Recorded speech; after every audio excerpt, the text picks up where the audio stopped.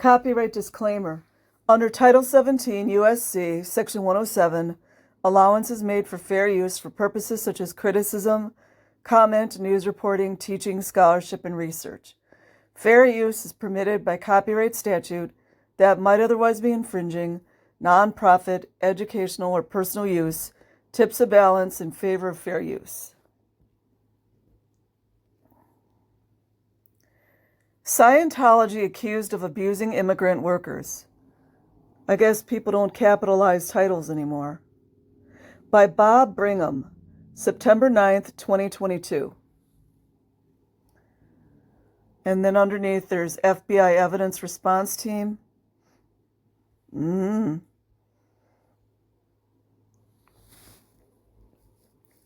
Church of Scientology could be shut down if allegations of immigration fraud are established.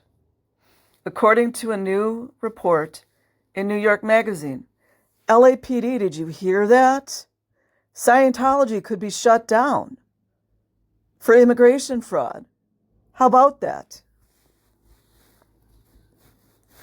Kevin Dugan reported on the church's alleged use of obscure R1 visas to import foreign manual laborers. Wouldn't that also be known as a labor slave, right? In a way. For the past year, I've been corresponding with more than 36 former Scientologists hailing from 12 countries on 5 continents, Dugan reported.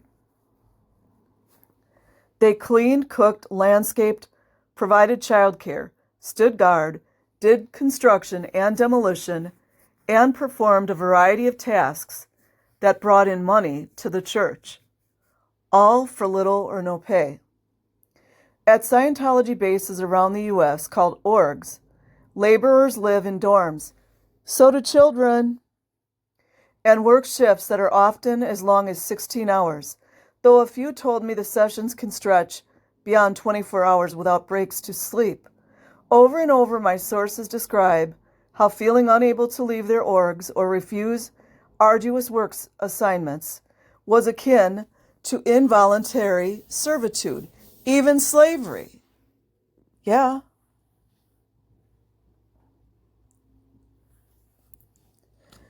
Dugan noted that it is a wealthy church, but it only estimated to have 30,000 members across the world. I believe they have less than that, my personal opinion. To boost numbers, church leaders have recruited thousands of people from abroad, making heavy use of the R1 visa program.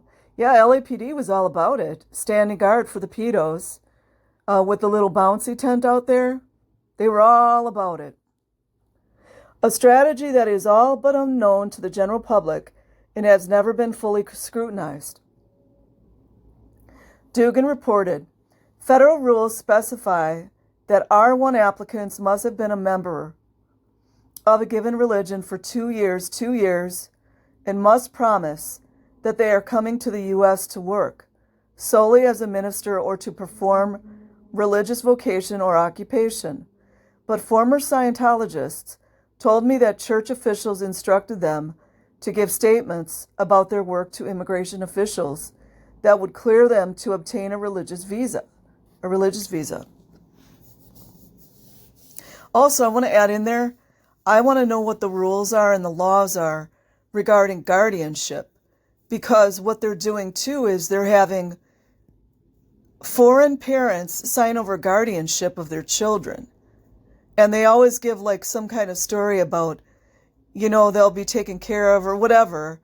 And then the parents will be in one country and the children will be in another country. And I'm not saying that parents, I don't want to get into the whole thing, but something needs to be done about that as well. But former Scientologists, okay, wait a minute. I'll read that again. But former Scientologists told me that church officials instructed them to give statements about their work to immigration officials that would clear them to obtain a religious visa. Then, once they arrived, found themselves doing non-religious work for extended periods of time. Such activity could expose Scientology to liability on a number of fronts. Scientology, did you hear that?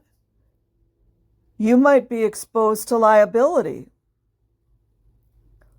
For analysis, Dugan interviewed immigration expert and former federal prosecutor Michael Wilds. Does Michael Wilds know Mike Rinder? Just wondering. If a person is being hired to do administrative work and was coached to pretend, like Jan Eastgate did in the child sexual abuse cover-up, and was coached to pretend that it's religious in nature, then that would be fraud,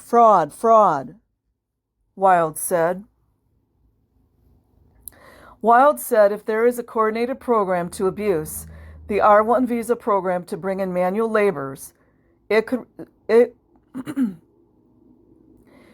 result in a fraud investigation.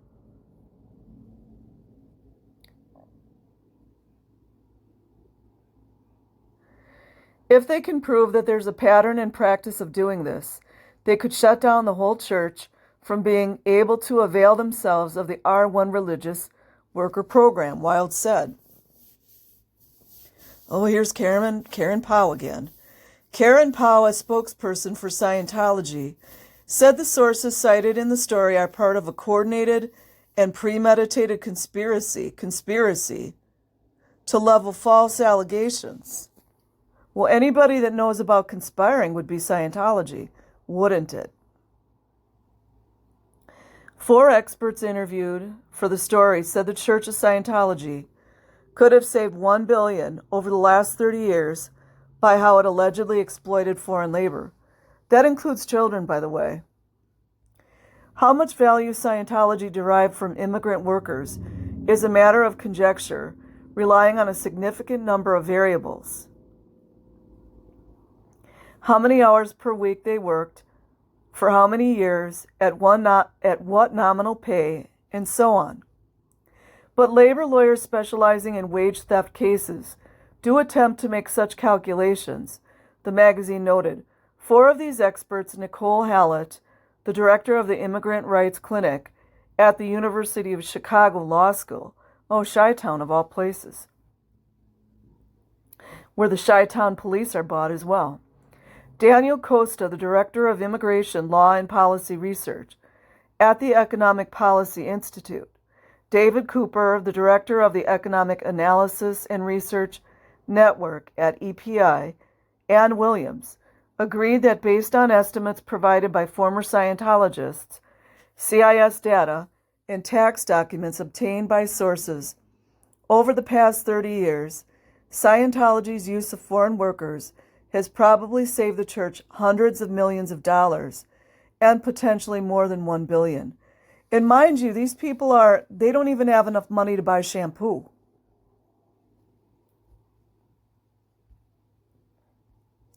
So that's it, you guys. I will leave a link in the description box. Like and subscribe if you choose. Have an amazing day or night wherever you are. Peace.